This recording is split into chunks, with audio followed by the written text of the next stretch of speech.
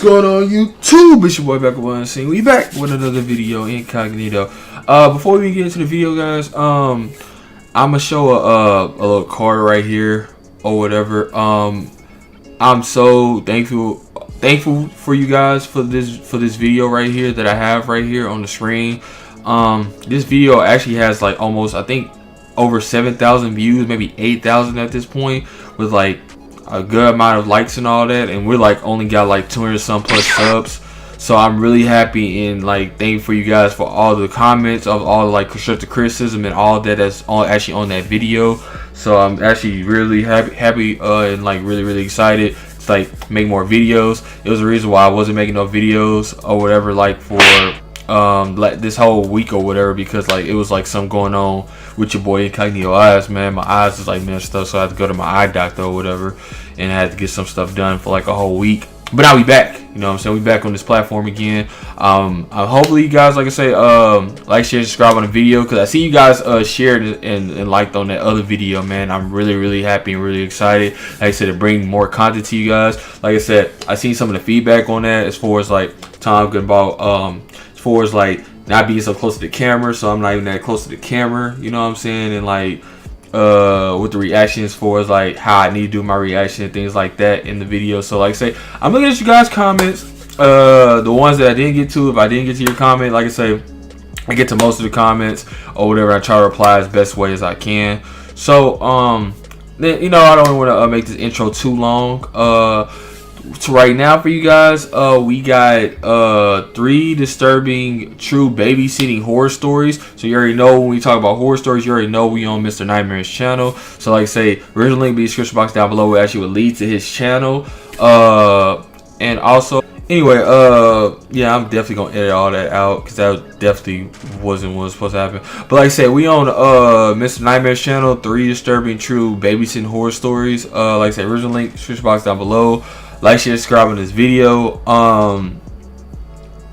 If you're new to the channel, please subscribe to the channel for more content, for daily content throughout the week. Without further ado, man, like I said, I really appreciate all you guys, man. I'm sorry for having this intro be a little bit longer than what it usually be, but I really am just happy that I seen that on that video. Like, that was one of like not even one. That's like a recent video of mine, but one of my newer videos, and I really am like really happy about that. So I just really wanted to say that or whatever, because I know we're having a video like that. I know that we can get to 1K, like 1,000 subscribers, and then grow even more. So without further ado, man, let's get it. Comment down below before you get started if you guys ever had like a crazy, like, weird babysitting you know, story like the ones you're gonna be hearing about today. So let's see.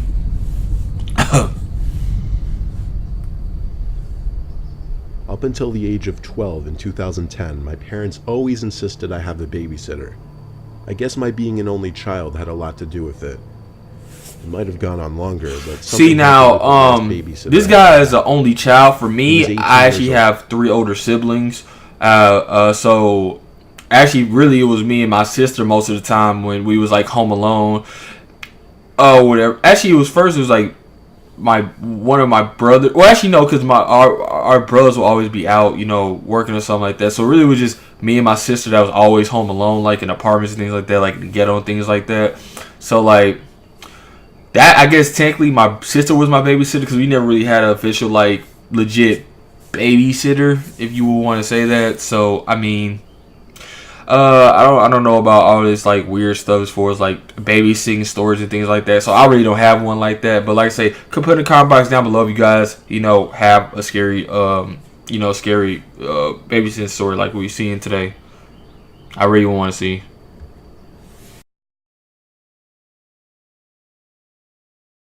His name was James.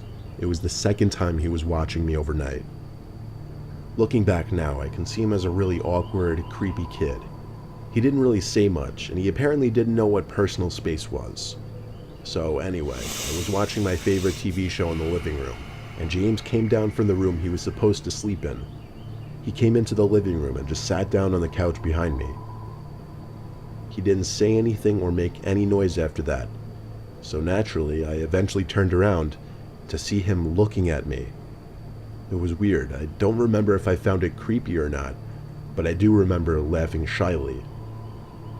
Then he broke the silence between us and asked me if I wanted to play a video game. I wasn't really into video games, that was more of a boy thing, but I said yes anyway. He went upstairs to my dad's room and grabbed his Xbox 360. It was weird that he even knew that was there, but nevertheless I didn't ask anything. Maybe my dad told him about it. James went about setting up the Xbox in the living room, and he put on what I think was Halo 2. I wasn't much of a gamer, and it became obvious quickly since he killed me like 10 times in a row. James decided to take it upon himself to get up and show me how to play better. He grabbed both my hands and tried to mimic the controls so that I could get a feel for what buttons did what, but the way he was standing so close, it made me a bit uneasy. His body was literally leaning against mine as his hands held mine while I held the controller. This went on for some time before I shyly said I don't like this game and wanted to stop. He looked upset and then said okay as he sat back down on the couch and continued to play on his own.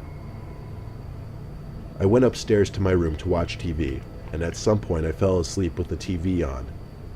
I know because I woke up to the glaring light of the TV in my dark room.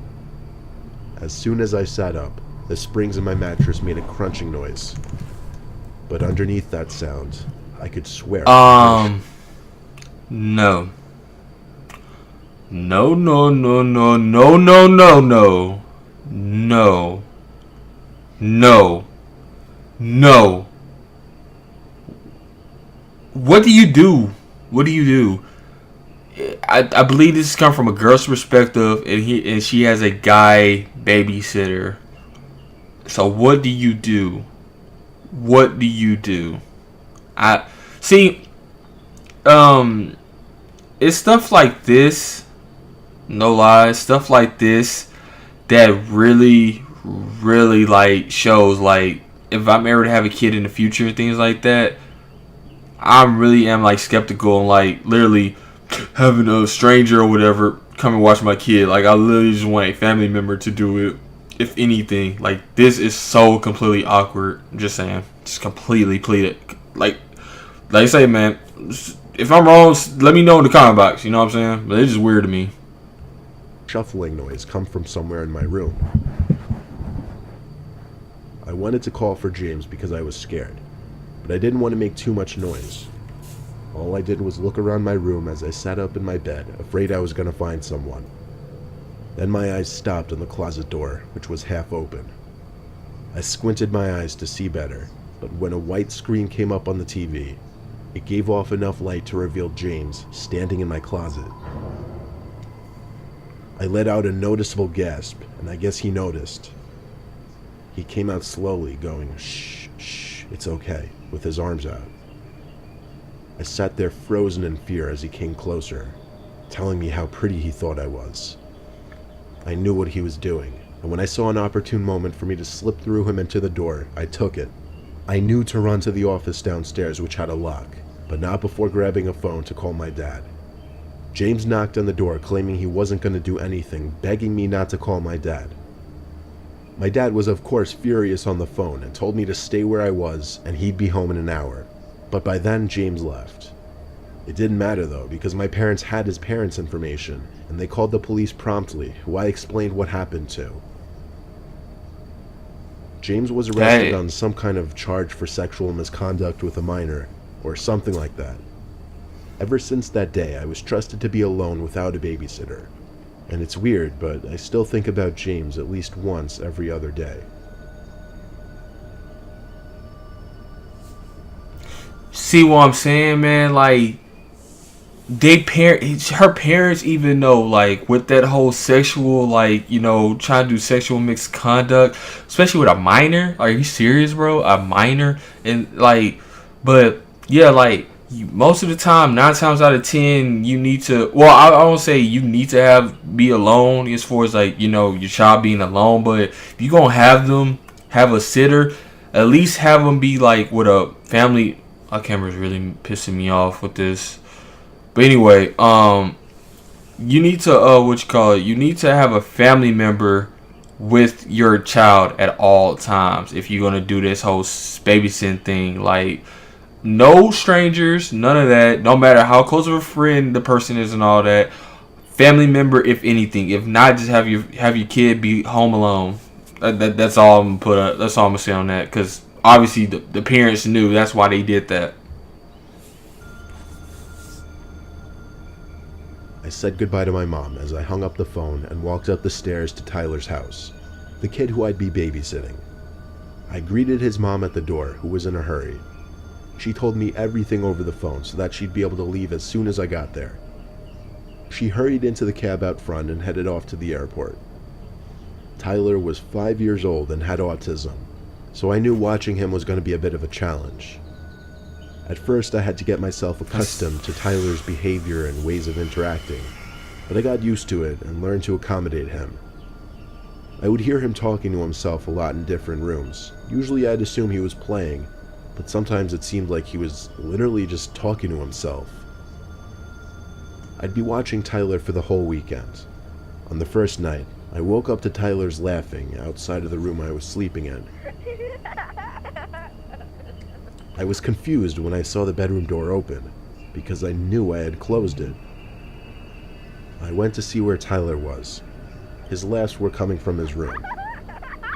A crack in the wood floor made his laughter suddenly stop, and then the light from his room suddenly went dark, and I heard him jump into There's bed. nothing more creepy to me than laughter from a child like that evil laugh, like that laugh sound y'all just heard. That right there, man. That's a quick way for me to get, freaked out right there. Like, that stuff right there is obviously creepy. No BS. I wasn't even halfway across the hallway yet. I still called out to Tyler to stay in bed. Then I went back to sleep. The next day I asked him what he was doing. I couldn't get much more of a response out of him than, "I don't remember." For the rest of the day, I tried to play games and watch TV with him. He seemed more interested in playing in his room upstairs, though, so I let him be and watched TV myself. Basically until the sun went down, minus making dinner and other smaller chores. Eventually the time came for bed, and I tucked Tyler in, making sure to tell him to stay in his bed this time. I went to sleep no more than an hour later. Once again, I was woken up by a noise. It was a giggling noise. Then I heard whispering. It had to be Tyler. I sat up, rubbed my eyes, and looked around the room. "Tyler?" I called out.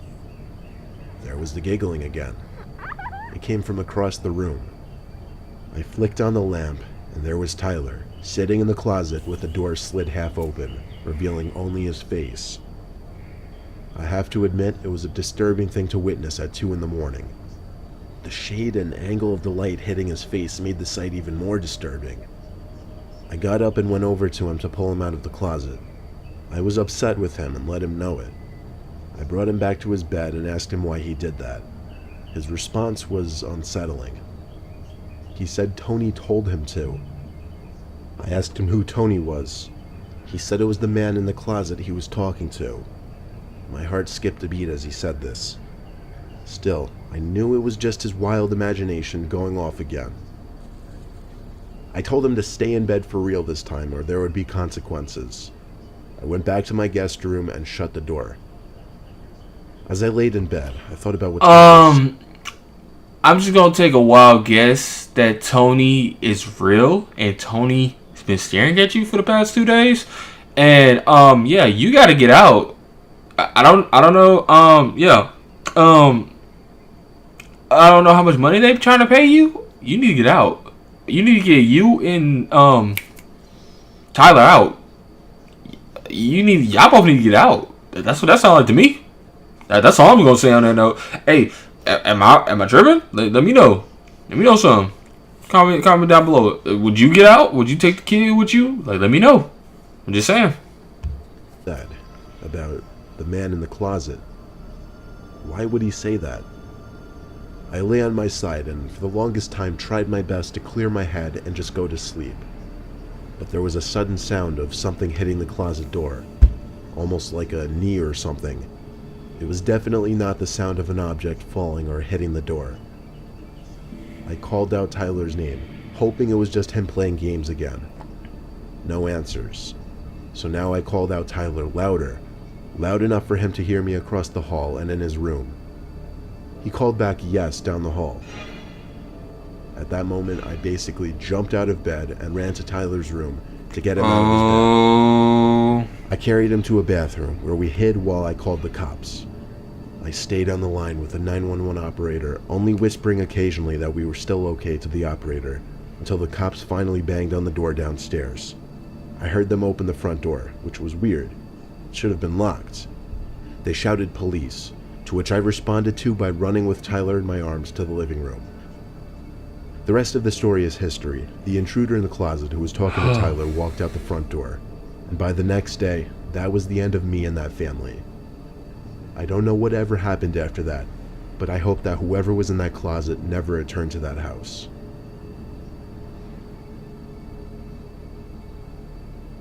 Yeah, that's pretty awkward.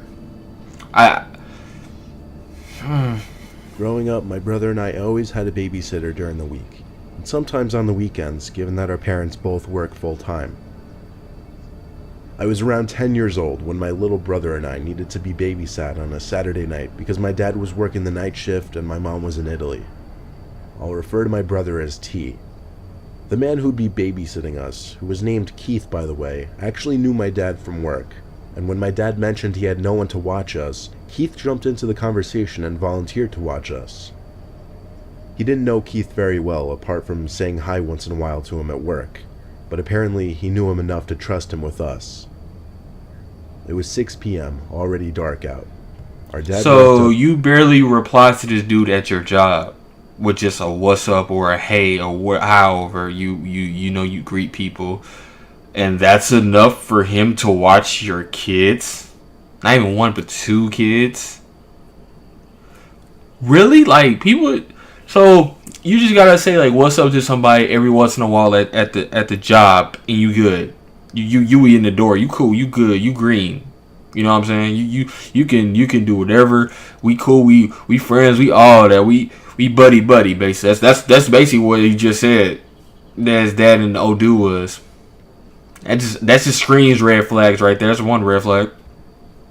To Keith's front door with us and rang the bell. Right from the get-go, Keith seemed super friendly, a little overly friendly, always smiling no matter what he said. He and my dad talked for a while after introducing us. Keith seemed to be really nice because he kept trying to talk to T and I. When our dad left, Keith showed us around the house. T and I sat on the couch in the living room. I was excited to see a GameCube.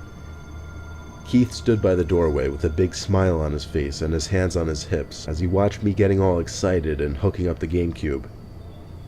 While I played some Sonic game, Keith told T to come with him. He had some games and toys for him upstairs. They were up there for a while, and eventually I got bored of the game. I left the GameCube on, but I went upstairs to see what they were doing.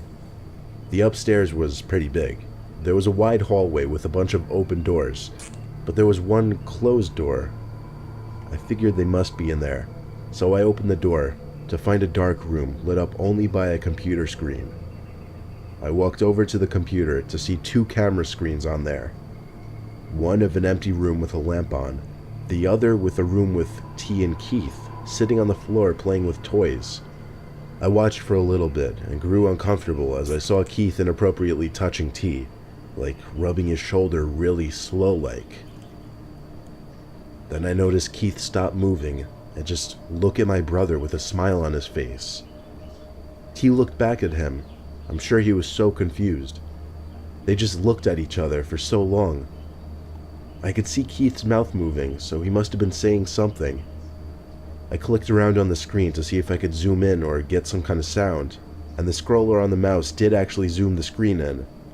But as I did this, Keith's smile vanished and he looked up at the camera with terrifyingly wide eyes. I felt like he was looking at me. I hurriedly left the room and shut the door, casually walking down the hall calling T's name.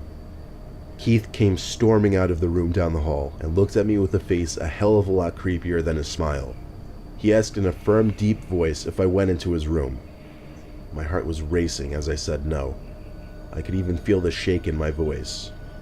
He stormed down the hall and opened his bedroom door with a certain aggression. I ran to the room T was in and I told him we should leave. He responded saying, "He's creepy." That was the icing on the cake. I told him to follow me as I grabbed him by the arm. As we were heading down the stairs, we heard Keith scream, "Yes, you did." It came from his bedroom. Then he screamed that I went through his closet too, which I did not. We ran for it. He screamed something else as we ran through the front door to the outside. I slammed his front door shut and we ran down the sidewalk until we couldn't see his house anymore. The man was completely insane. Even my 6-year-old brother got bad vibes from him. I asked him if Keith touched him anywhere besides his shoulder. He didn't say anything though. All he did was shrug his shoulders in response. I was afraid to think about what that meant. We were luckily near a friend's house, so we rang the bell and asked my friend's mom to use their phone. I called my dad and told him the situation.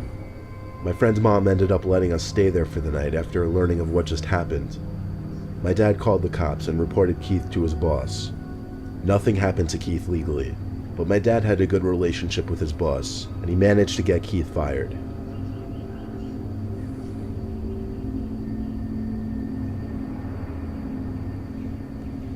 Yeah, really disturbing true babysitting horror stories. Yeah. Some of those, you know what? Yeah, some of those are just not okay. Just not okay. Just like this last one right here with the Keith dude. You barely know the dude. You barely even say what's up to the dude. But you're able to take your kids over to his crib and babysit. You know none of this dude. You never been in his house, never done none of that. Come on, man. Come on.